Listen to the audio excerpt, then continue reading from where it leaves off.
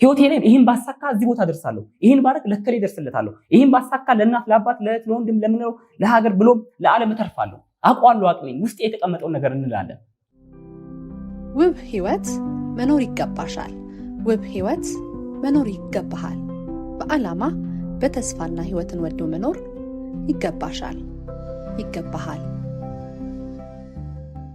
ሰላም ጤና ይስጥልኝ። በረከት ዘርአብሩክ ነኝ ከአዲስ አበባ። ዛሬ ትኩረት በሚል አንድ ስልጠና ላይ አብረን የምንወያይ ይሆናል ባለችን አጭር ሰዓት ማለት ነው። እንግዲህ ትኩረት ምንድን ነው? እንግዲህ ትኩረት ማለት ሐሳብን ወደ አንድ ነገር የመሰብሰብ ጥበብ ነው። ሰው ልጅ ሲባል ሁሉም ሰው ልጅ እኩል የሆነ እምቅ ብቃት ተሰጥቶታል።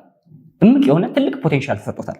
ያንን እምቅ ብቃቱን እንዳይጠቀም ግን ምን አደረገው ካልን አንደኛውና ዋነኛው ምክንያቱ ይህንን ፖቴንሻላችንን እንዳንጠቀም ያደረገው ነገር ምንድነው ካልን በዋነኝነት ትኩረትን አለመሰብሰብ ነው። ልብ ብላችሁ ካያችሁ ብዙ ጊዜ ፀሐይ በጣም ምድርን አቃጥሎ የማጥፋት ድረስ ኃይል ያላት የማቃጠል ኃይል ያላት አቅም ያላት ናት። ግን በፈጣሪ ቸርነት በፈጣሪ ከምድር ርቃ መቀመጧ ደግሞ ያላት ርቀት ለምድር የምትሰጠው ብርሃንንና ሙቀትን ብቻ እንዲሆን አድርጓታል አይደለም። ወደዛ ግን በደንብ እየቀረብን ብንመጣ ግን እንግዲህ መቃጠል መጥፋት ሊመጣ ይችላል። እንግዲህ ይህን ምሳሌ ያነሳውበት ምክንያት አለኝ። እንግዲህ ፀሐይ ያን ያህል ፓወር እያላት ለምንድን ነው የማታቃጥለው ካልን ካለው ርቀት አንጻር ነው። እንግዲህ ያለውን ርቀት ደግሞ የምታስታውሱ ከሆነ ልጅ እያለን አንድ ኤክስፐሪመንት እንሰራ ነበረ። በብርጭቆ አድርገን ወረቀት እናቃጥል ነበረ። ያን አድርጌያለሁ። ምንድን ነው ያደረግነው ካልን እዛ ጋር እስኪ ልብ ብለን መለስ ብለን እናስብ። ያደረግነው ነገር ምንድን ነው ካልን የፀሐዩን አቅም ወይም ደግሞ ፀሐይዋ በብርሃንነት ዲስትራክት ሆኖ የነበረው ወይም ደግሞ ተበትኖ የነበረውን የፀሐይዋን ኃይል ወደ አንድ ቦታ ፎከስ እንዲያደርግ ወይም ደግሞ እንዲሰበስብ ነበር ያደረግነው። ያ ወደ አንድ ቦታ መሰብሰቡ ምኑን ያቃጥለዋል? ወረቀቱን ወይም ደግሞ ከታች ያስቀመጥነውን ኦብጀክት ያቃጥላል። እንግዲህ ወደ ራሳችን እስኪ መለስ ብለን እንይ። እኛም ልክ እንደዚህ እንደ ፀሐይ የሆነ በጣም ትልቅ የሆነ እምቅ ብቃት ውስጣችን ተቀምጧል። ፈጣሪ ሰጥቶን ፈጥሮናል። ማናችን በምንም አይነት ሳይለያይ ማለት ነው።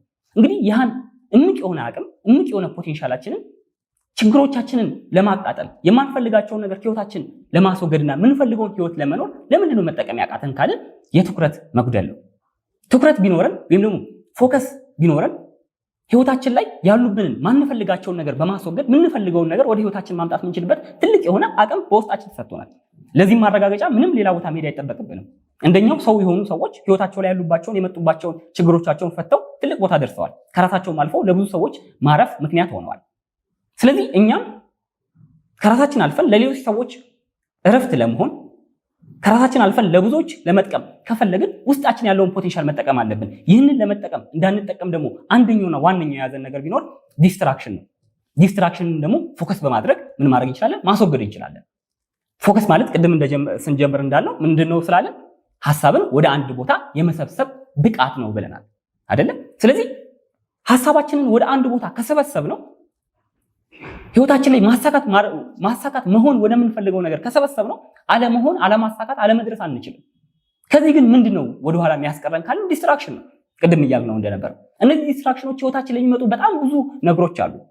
ህይወቴ ላይ ይሄን ባሳካ እዚህ ቦታ ደርሳለሁ፣ ይሄን ባረክ ለከሌ ደርስለታለሁ፣ ይሄን ባሳካ ለእናት ለአባት ለእህት ለወንድም ለምንለው ለሀገር ብሎም ለዓለም እተርፋለሁ፣ አውቀዋለሁ አቅሜን ውስጥ የተቀመጠውን ነገር እንላለን። ግን ደግሞ ፎከስ አድርገን እዛ ላይ እየሰራን ሳለ በህይወታችን ላይ የሚመጡ ብዙ አይነት ጠቃሚ የሚመስሉ ግን ደግሞ ዲስትራክሽኖች ይመጡብናል። እነዛ ዲስትራክሽኖች አንድ ቦታ ላይ እንዳናተኩርና አቅማችንን አንድ ቦታ ላይ አውጥተን ተጠቅመን ያሉብንን ችግሮች እንዳናስወግድ ምን ይሆንብናል? በጣም ትልቅ ፈተና ይሆንብናል። ስለዚህ ምንድነው ማድረግ መቻል አለብን? አውቶ ሰጀሽንን በመጠቀም ወይም ደግሞ ህይወታችን ላይ የሚመጡ አላስፈላጊ የሆኑ ወይም ደግሞ ጊዜያቸው ያልሆኑትን ነገሮች ወደ ጎን በማድረግ ጊዜው የሆነ ነገር ላይ ፕራዮሪቲ በመስጠት እዛ ነገር ላይ ፎከሳችንን በደንብ አድርገን በመሰብሰብ ብንሰራ ፈጣሪ የሰጠንን ፖቴንሻል አቅማችንን በደንብ አድርገን መጠቀም እንችላለን። ያን መጠቀም ቻልን ማለት ደግሞ የምንፈልገውን ህይወት መኖር እንችላለን። ከራሳችን አልፈን ለብዙዎች መድረስ እንችላለን። ስለዚህ ሐሳብ በሚባለው ትልቅ የሆነ ለሰው ልጅ በተሰጠው አንድ ነገር በመጠቀም ብዙ ህይወታችን ላይ ያሉትን ነገሮች ማስተካከል መስመር ማስያዝ እንችላለን። ይህን ማድረግ የምንችለው ግን ሺህ ቦታ ሐሳባችንን ስለበተን ነው አይደለም። ሐሳባችንን አንድ ቦታ መሰብሰብ ስንችል ነው። ፎከስ ደግሞ ሐሳብን ወደ አንድ ቦታ የመሰብሰቢያ ጥበብ ነው።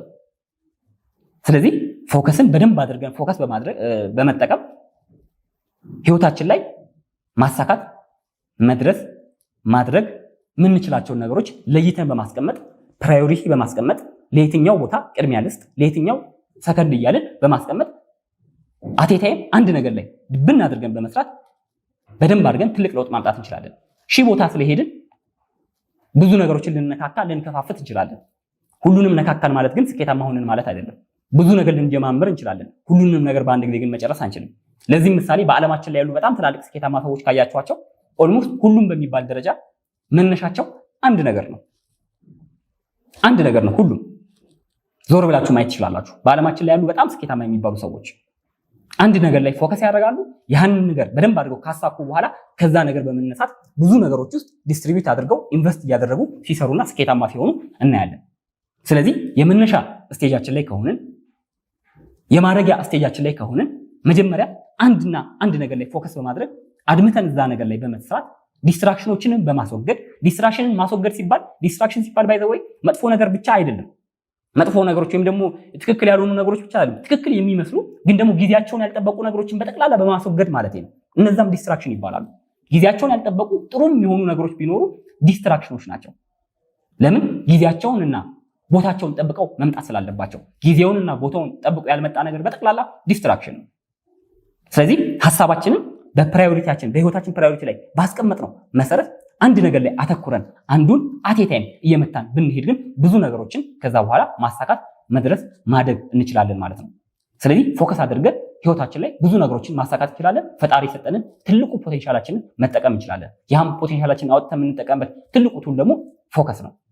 ስለዚህ ፎከስ በማድረግ ህይወታችን ላይ እስካሁን እየራቁን የነበሩ ነገሮችን በጠቅላላ እስካሁን እየሸሹ የመሰለን ነገር በጠቅላላ ማቅረብ፣ መድረስ፣ ሌሎች እንዳሳኩት እኛም ማሳካት፣ ሌሎች እንደደረሱት እኛም መድረስ እንችላለን።